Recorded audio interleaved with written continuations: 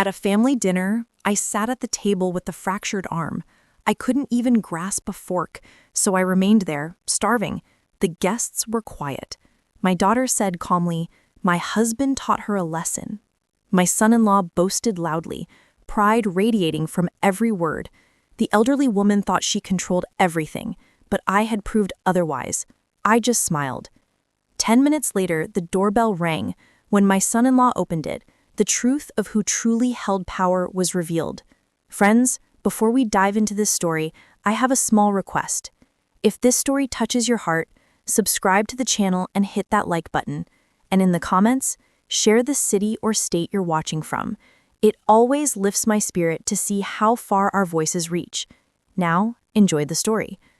The aroma of roast duck stuffed with apples, rich and buttery, filled the room like a dense fog.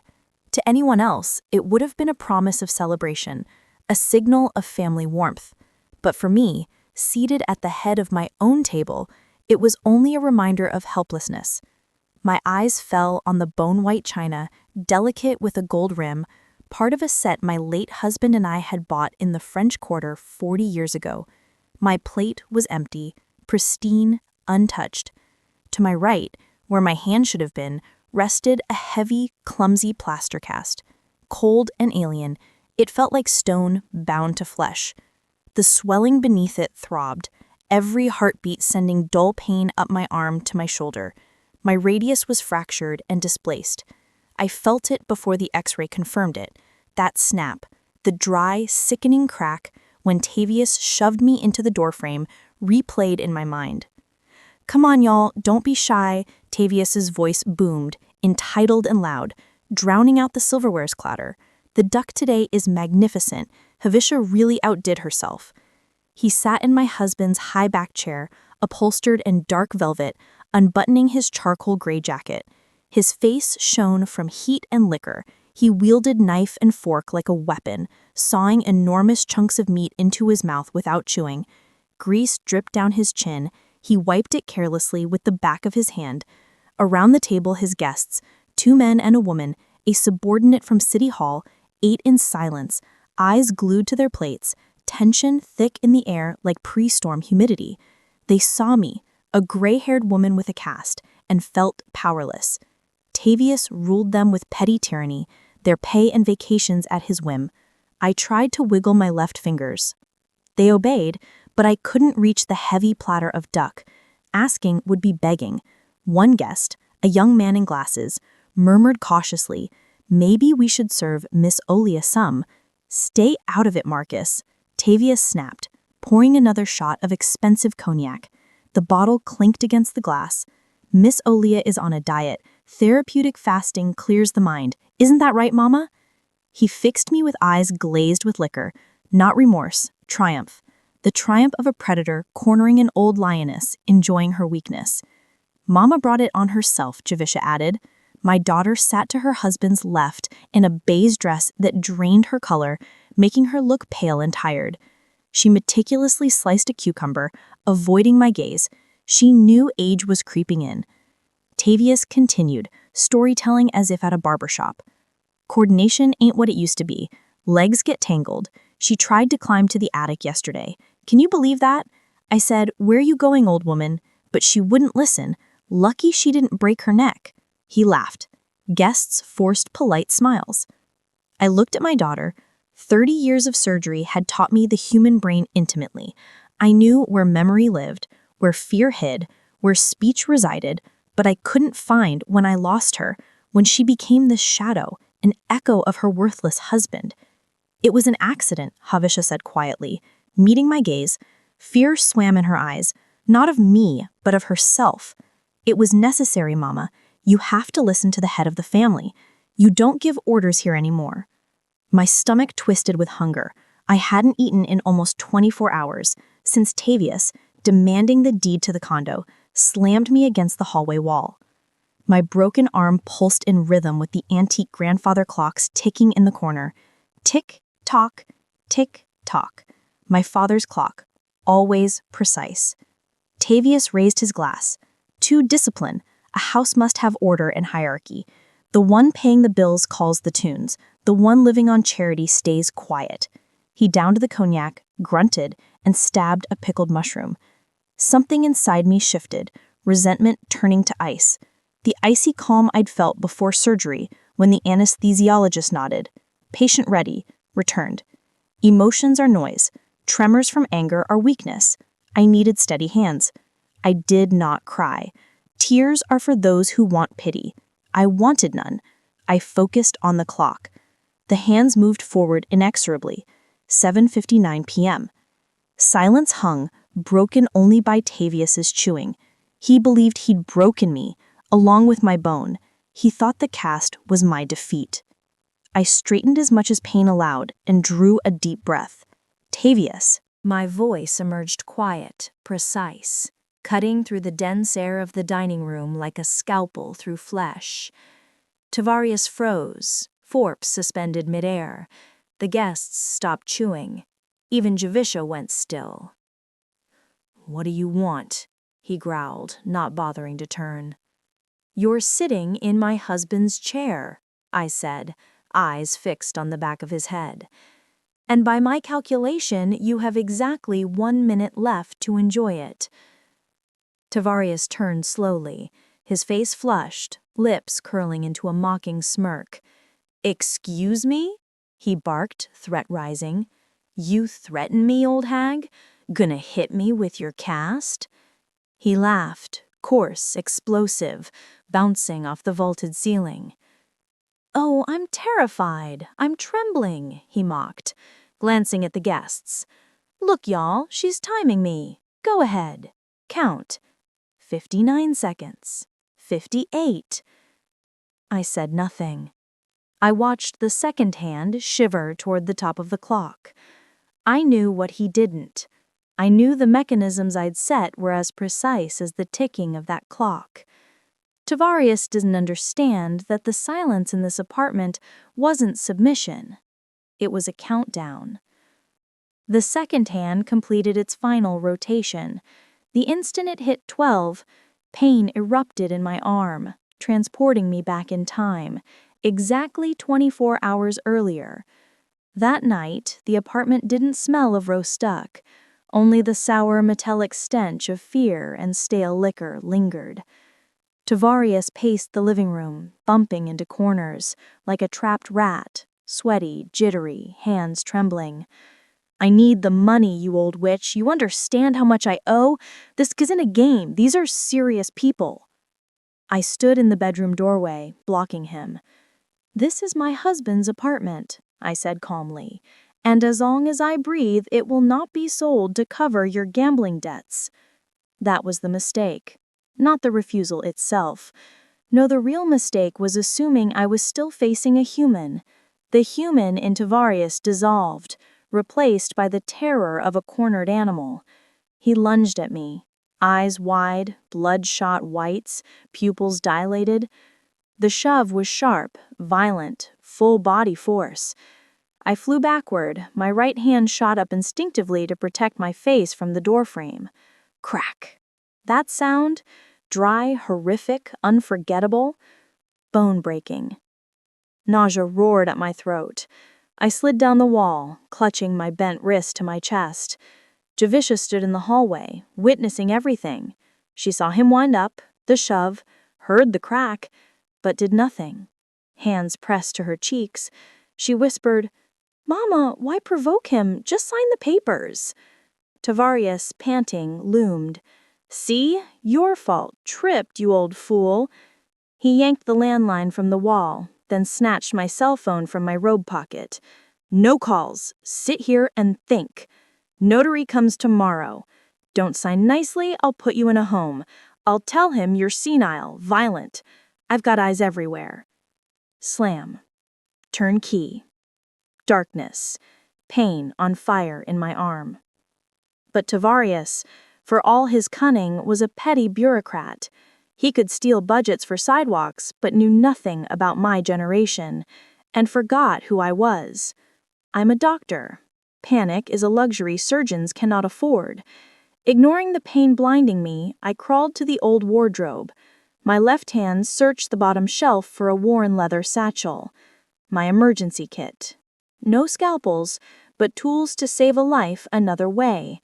Painkillers, syringe, old burner phone. I administered the shot. Fingers trembling, I inserted the battery. The screen glowed dim green. Signal. Who to call? 911. Useless. The precinct captain drank with Tavarius every Sunday. My call would be intercepted. I needed someone above this filth. I closed my eyes. Memory supplied a number I hadn't dialed in 20 years. I never wrote it down. Ring. Second ring. Third. Speak. A deep, commanding male voice answered. Olia.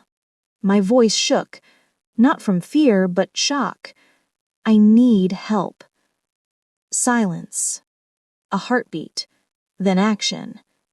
Address given. Stand by. A sharp ring at the door yanked me from memory, back to the stifling dining room. The grandfather clock struck 8. The doorbell's chime was long, demanding, rattling the china cabinet. Tavarius flinched, then smirked, greasy lips wiped with a napkin. Well, look at that, he proclaimed to the silent guests. Punctuality, politeness of kings. Yes, Miss Olia. Notary. Arrived at 8 sharp. Quick signature, family formality, then banquet continues. Javisha exhaled, relieved, reaching for her wine glass. Thank God, she whispered. Mama, please just sign. Don't make a scene. I said nothing, gripping the chair's armrest tighter with my left hand. Painkillers gone, adrenaline ruled. Tavarius stumbled into the foyer, humming under his breath. Heavy steps down the hall. Lock clicked. Come in, my friend, he boomed, feigning hospitality. We've been waiting. Hope the papers are ready. Old lady being cranky, but... Cut off. Mid-sentence. No fade, no trek. The dining room froze. Guests exchanged startled glances. Javisha froze mid-sip. I watched the empty doorway, knowing what was coming. Tavarius thought he opened the door to an accomplice, a pathetic pen pusher for a few bucks. He opened it to the wrong man. He didn't open it to a notary. He opened it to his judgment day. Silence filled the hallway, so heavy it seemed the air itself had been sucked out of the apartment. And then I heard it, the sound that made my heart beat quicken, the heavy, rhythmic thud of combat boots on hardwood. These were no lawyer's shuffle. This was power walking. I couldn't see the front door, but Tavarius's breathing hitched, becoming a raspy wheeze. Governor Thorne? His booming voice from a minute ago was now thin, pathetic, like a schoolboy caught misbehaving. Governor, sir. Paralysis gripped the table. Guests froze mid-fork. The woman from City Hall dropped a piece of duck without noticing. The name Tavarius uttered was larger than our dining room. A man whose portraits hung in offices above men's heads. A man who decided the fate of the entire state with a single pen stroke. What an honor, Tavarius stammered from the hall. We weren't ready. If I knew you'd grace us with a visit, it's just a family dinner, Governor Thorne. 2 figures appeared in the doorway. Not guests. Boulders. Massive black men in tactical gear, posture unyielding, scanning the room with cold, indifferent eyes. Security. Tavarius backed up, knocking into chairs. Please come in, he fussed. Javisha, stand up. Guests up. The governor himself, Cassius Thorne, had aged. Silver hair, deep lines etched by time and responsibility, but the same steel gaze, intelligent and piercing. His charcoal suit fit like armor, broad shoulders like a soldier. But what drew the eye wasn't his appearance. It was his hands. Massive palms, used to weapons and executive orders, now gently holding a modest bouquet of wild blue hydrangeas, bright against the gray suit. Tavarius, shaking, tried to block him, extending a sweaty hand. Governor Thorne, allow me. I'm Tavarius, Deputy Director of Housing, sir. Cassius walked through him, not even noticing. Tavarius stood there, hand out, gasping like a fish thrown ashore. Cassius's gaze locked on me. He walked straight to my place at the head of the table, ignoring Havisha and the guests. The room held only his breathing and the creak of the floorboards beneath him. He stopped. His eyes scanned the rich spread, the roast duck, salads, liquor, and then fell on my empty plate. Slowly, his gaze slid to my right arm, the rough, hastily applied cast hiding swollen, bruised fingers. His jaw clenched, a muscle jumping. Blood drained from his face. Rage, quiet, terrifying, like a tsunami yet to crash. I could hear Daddy's clock ticking. Tick-tock, tick-tock. Cassius Thorne, master of the state, feared by oligarchs and gang readers alike, did the unexpected. He kneeled on the hardwood next to my chair, expensive suit brushing the floor, ignoring it, level with my face. He placed the bouquet beside my plate and carefully covered my good hand with his warm, broad palm. His usually cold eyes were full of tenderness, pain, and understanding. He ignored everyone else. For him, there was only me. "Miss O'Leah," he said softly, baritone shaking crystal, "you said you fell, but you didn't tell me you were starving." He rose. No need for words. Tremor in my fingers, pale lips, gnawing hunger, all obvious. He moved fluidly but heavy with authority to the high-backed chair Tavarius had just occupied. Hand on the backrest, waiting, Tavarius recoiled, stepping back as if scalded. He relinquished the chair, almost knocking Havisha's over, animal terror in his eyes. The governor sat. The chair didn't creak. He picked up a linen napkin, spread it neatly on his lap. His eyes fell on the utensils Tavarius had thrown aside. Greasy, dirty. Cassius brushed them away with his pinky. A guard produced a gleaming travel set, placing it before him. Absolute silence. Tavarius's guests shrank into themselves, understanding. They were witnesses to something unforgettable. Cassius reached for the duck platter with ease, knife in hand. His hands, once trembling sergeant hands, were now steady as granite. Slice by slice, he prepared the food for me as if I were a child, or the critically ill. No one dared speak. Tavarius stood sweating behind him, Havisha white as chalk, twisting the tablecloth edge. Cassius speared a piece of duck, turned to me. No pity, but only deep filial respect. "Please, Miss O'Leah," he said quietly.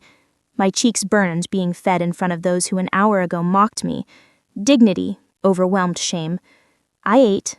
Taste of roast duck, sweet apples, salted fat, warmed my body, restoring strength. Another piece, and another.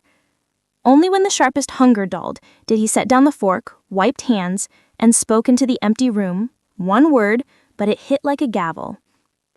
"Who among those present is the author of the lesson Miss O'Leah received?"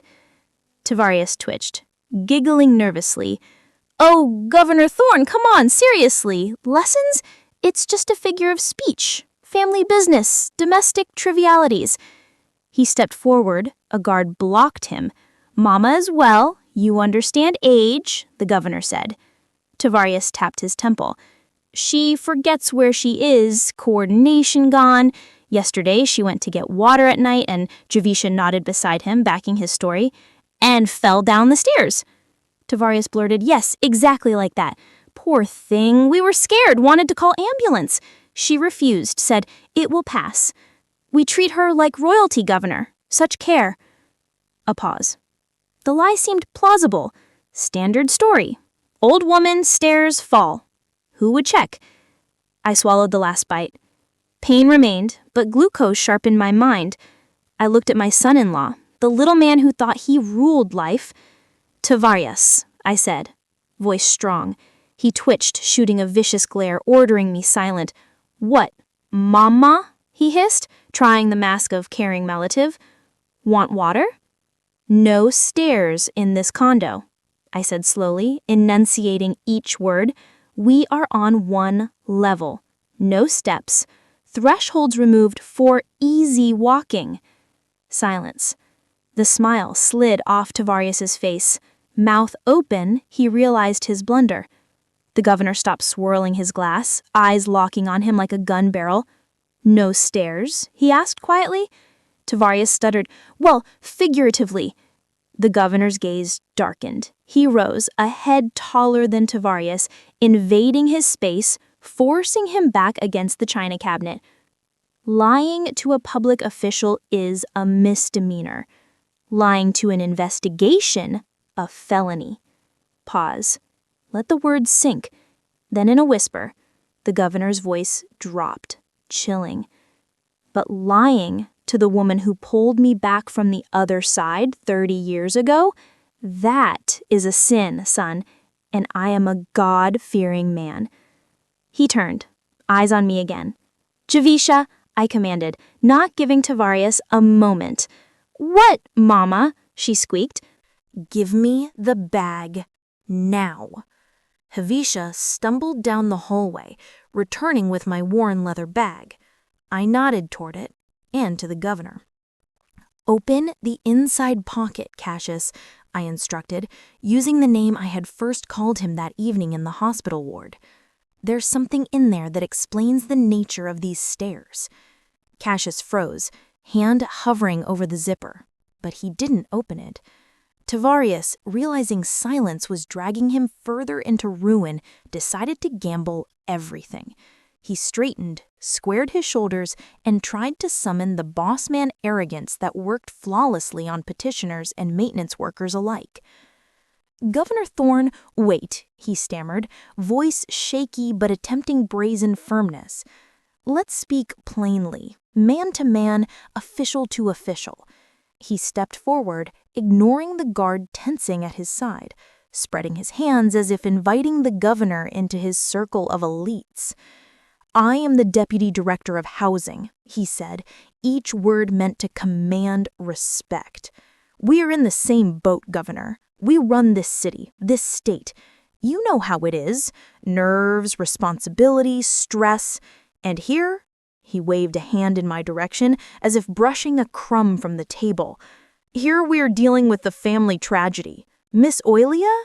Age is taking its toll. Mental health issues. Dementia. Javisha, sensing her husband's desperation, jumped in immediately, tears glinting not with repentance, but with fear for herself. Yes, she attacks us, my daughter cried, manicured finger pointing at me. You have no idea, Governor, what it's like living under one roof with her. She gets aggressive. Yesterday she threw a vase at Tavarius. We were only defending ourselves. That arm, I tried to restrain her so she wouldn't hurt herself or us. I listened, feeling only a strange emptiness. My own daughter, my flesh and blood, slandering me to shield the worthless man she married. But instead of pain, I felt cold clarity, the detached observation of a diagnosticist tracking the advance of gangrene. Cassius didn't look at them. He looked at me. He waited. He didn't need excuses. He needed the truth. Javisha, I said quietly. The room fell so still you could hear fabric rustle. Take the envelope from the bag, the one you saw this morning but were too scared to touch. Javisha froze, hand suspended mid-air, eyes darting to her husband for support. Tavarius was too busy trying to drill a hole in the floor with his stare. Do what your mother says. Cassius's voice cracked like a whip. She unzipped the bag with trembling fingers, pulling out a large yellow envelope of thick paper. The sound of it sliding free echoed through the room. What's that? Tavarius laughed nervously, a sweat drop sliding down his temple. A note from the psych ward? Proof of her insanity? Cassius snatched the envelope from her limp hands. He didn't tear it open. Carefully, he removed the contents, a black and gray X-ray sheet, no light box needed. Holding it high beneath the chandelier, the light refracted, revealing the stark geometry of my bones. The fracture, a jagged white line slicing through the radius, was undeniable. Tavarius snorted, trying to salvage his lie. See? Fell just like I said. Typical fall trauma. Cassius lowered the image, eyes now fixed on Tavarius, not as an individual, not even as a human, but as a target. I served 2 tours in the desert, Tavarius. I've seen men fall from trucks, roofs, cliffs. When a person falls, they instinctively put their hands out, palms down. The bone breaks at the wrist, a compression fracture. He tapped the film right on the middle of my forearm. This?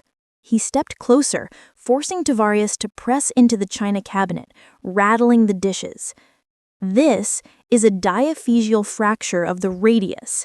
It happens in only one scenario, when someone raises their arm to block a blow from above, a pipe, a bat, or a very heavy fist. Tavarius opened his mouth, no sound emerging. His lie collapsed under the brutal anatomy of violence. This is a defensive fracture, Cassius stated, tossing the X-ray onto the table, landing squarely in the potato salad. He turned sharply to the head of security, a tall, stone-faced man. "Major," the governor commanded, tone unyielding. "Call the DA. I want a full audit of the deputy director's activities, every contract, signature, taxpayer dollar for the last 5 years. Start with his personal accounts." "Yes, sir," the major answered, radio in hand. "Start 5 minutes ago," Cassius added. The words hung like ozone after a lightning strike. For Tavarius, that was the end. The alcohol fog lifted. The collapse of his empire, bribes, kickbacks, petty theft, hit him like a hammer. Instead of surrender, he exploded. Veins bulged, face purple, spit flying. "You have no right," he screamed, fist slamming the table, plates rattling. "This is my house. I'm the master here. And her?" he jabbed at me. "She's nobody, a dependent. I feed her, I pay the bills. I have rights, constitutional rights." Fear of prison obliterated reason. Alcohol and panic fused. Tavarius lunged. His target was me, the cause of all his misery. Javisha shrieked, covering her face. Guards moved, hands on holsters, but they didn't need to. Cassius rose, slow, deliberate. No sudden movements, no raised voice. Broad shoulders squared, he became an immovable wall. Tavarius ran into it, recoiling as if hitting concrete. He froze, half a step from the governor, fists clenched, not daring to strike. "Sit," Cassius said quietly. Not a request, a command. Tavarius shook, all fire extinguished, tripping over a chair leg, collapsing to the hardwood, clutching the tablecloth. Ringing silence engulfed the room. Only his ragged breathing and Javisha's sobs could be heard. I drew a slow breath, heart steady. Now it was time for a different kind of violence, the violence of truth. "Your house?" My voice quiet, but it thundered in that silence. Tavarius lifted his cloudy gaze. "Yeah," he spat, clinging to illusions. "Mine by law. Javisha is the heir. As soon as you're gone, this will all be ours. I've already contacted the realtors. I need that money." I didn't look at him. I looked at the governor. "Pass me the red folder, please, the one from the archives." The governor nodded. His aide handed him a thin cardboard folder with the city seal. The governor placed it before me on the table beside my empty glass. With my left hand, I opened it. Inside was one document, paper with watermarks, yellowed over 10 years, yet still possessing the strength of steel. "Tavarius," I turned it so he could read the header. "You broke my arm demanding I sign a deed. You humiliated me, starved me, threatened to sell this apartment to cover your debts." I paused, letting the words sink in. "But you made one mistake, typical of an amateur. You never checked the property registry. You assumed I was a senile old woman. You didn't pull a title report." Tavarius craned his neck, straining to read. His eyes narrowed. "What is that?" "This," I said with a slight smile, placing my good hand on the paper. This is a deed of gift, dated 2014, 10 years ago. I donated this condo to the City Hospital Board in memory of my husband and my career. The only clause, my lifetime right of residency. Miss Oilia Vance. Javisha stopped crying. She lifted her head, mouth opening in silent disbelief. "Mama," she whispered, you gave the condo to the hospital?" "Yes," I said, not taking my eyes off Tavarius's pale, slackened face.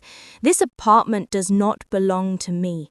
It does not belong to Javisha, and most certainly it never belonged to you." I watched as the weight of my words hit him. His last hope, the fragile thread keeping him afloat against creditors, snapped. He hadn't just committed a crime, he had committed a meaningless crime. "You beat me for a piece of paper worth nothing," I finished, closing the folder. "You were fighting for a ghost. There is nothing here for you, only your debts." Tavarius whined like a beaten dog, covering his face with his hands, rocking side to side on the polished hardwood of my dining room.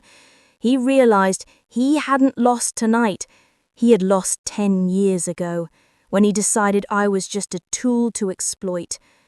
The moan that escaped him wasn't human. It was the sound of a snapped string, a bridge support giving way. He looked at the red folder as if it were radioactive. His world, built on greed and certainty that the weak could be exploited, collapsed into a single black dot. Suddenly, he moved, but not to attack. All arrogance, all puffed-up importance evaporated. Only raw, sticky animal fear remained.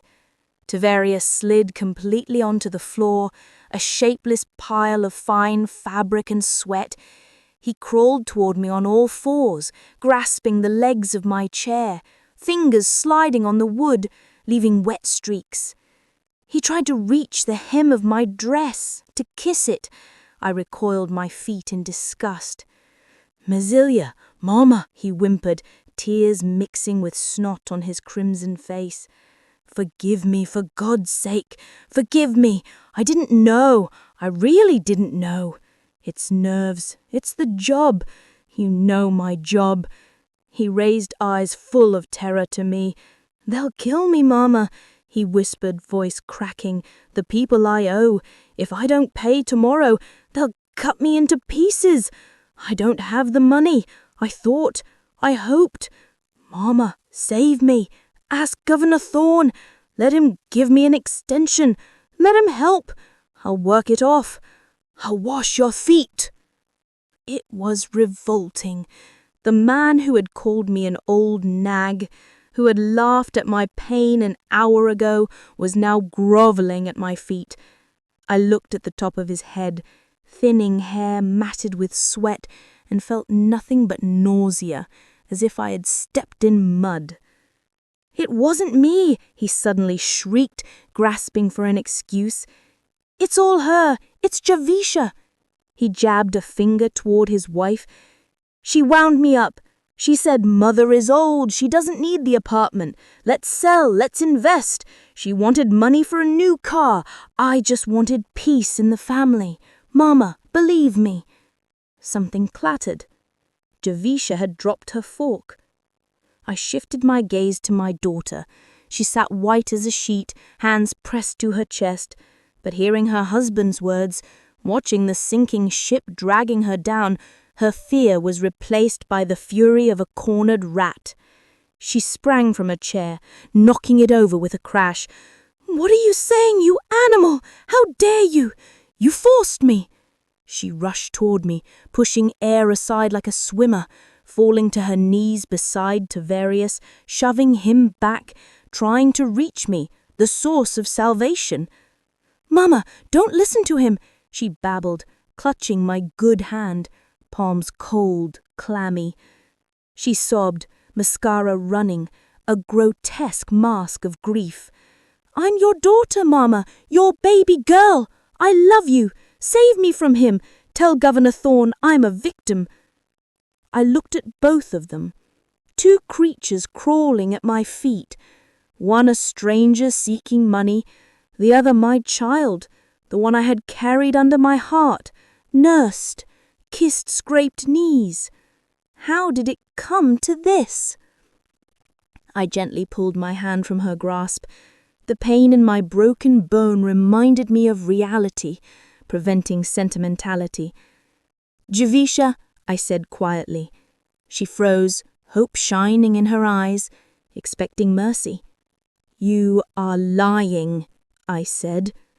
Her pupils dilated in incomprehension. "Mama, I didn't want to call the doctor." I cut her off, voice sharp as a scalpel. I remember every minute that night. I was lying in the hallway moaning in pain. Tavarius was in the kitchen drinking water. And you stood over me. You weren't crying. You leaned down hissing in my face. "Shut up, old fool, shut up. The neighbors will hear. You're embarrassing us." She recoiled, her mouth open, words stuck. No flush of shame, only paleness. She realized I remembered everything. The witness to her betrayal wasn't God, it was me. "You weren't scared for me," I continued ruthlessly. "You were scared of scandal, scared the neighbors would call the cops, hurt Tavarius's career, hurt your lifestyle. You chose comfort, Javisha, not your mother." She lowered her head. Silence.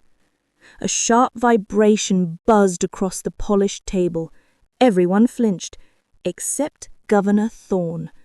Calmly, he pulled a smartphone from his jacket pocket. The screen glowed a cold blue. He swiped, reading. The corner of his mouth twitched, a surgeon's confirmation of a terminal diagnosis, not a smile. "The audit moves fast," he said dryly, eyes on the screen. "Digital footprints are harder to erase than blood."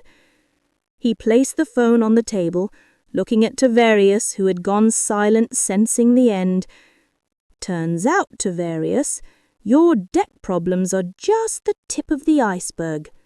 The governor's tone was bored but deadly. "My people checked not just your accounts, but all properties under your management, including the basement of this building, a historical landmark." Tavarius stopped breathing. Basement? His fear was greater than the broken arm. "Interesting case," Cassius continued, tapping the table. "On paper, janitorial storage.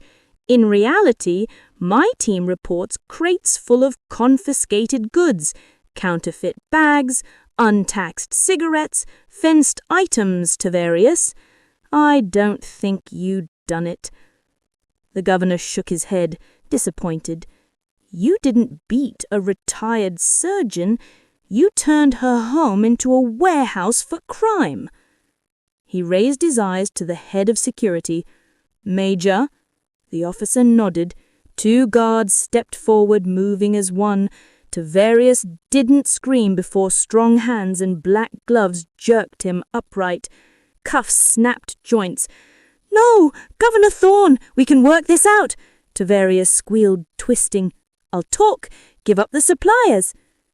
"Don't take out the trash," the governor said quietly, staring out the window.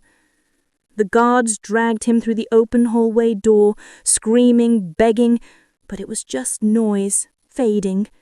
The heavy oak slammed behind him, final. Judge's gavel. The apartment went quiet. Only the clock ticked. Javisha hugged her knees, alone amid the ruins of her life. She didn't look at me. She looked at the empty space where her husband had been, realizing she was next. "Javisha," the governor's voice cut through the silence. She flinched, still seated, staring at the spot where her comfortable life collapsed. "You can't stay here tonight," Cassius said. "No anger, just fact.